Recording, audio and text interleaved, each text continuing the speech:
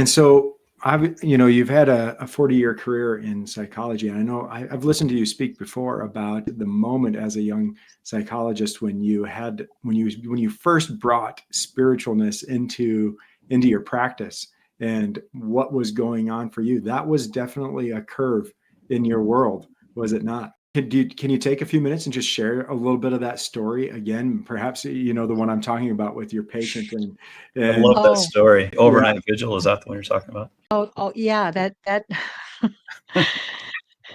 see, I'll try to make that one short. Um, so essentially, I was I was not yet a psychologist. I was in my final phase of training, and my training director assigned me to a catatonic client. I was doing my rotation on a psychiatric unit. So for those of your viewers who might not know what catatonia is, it's essentially like being in a coma. right.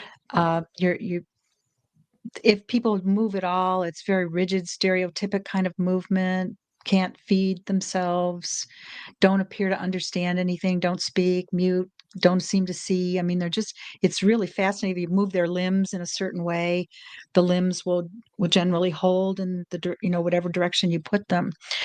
So I'm like barely barely learning how to do therapy, period. Right. And my training director says, you've been assigned to this guy who's come in who's catatonic. And I said, well, Tom, how do you do therapy with a catatonic client? And he kind of looked and he said, you know what?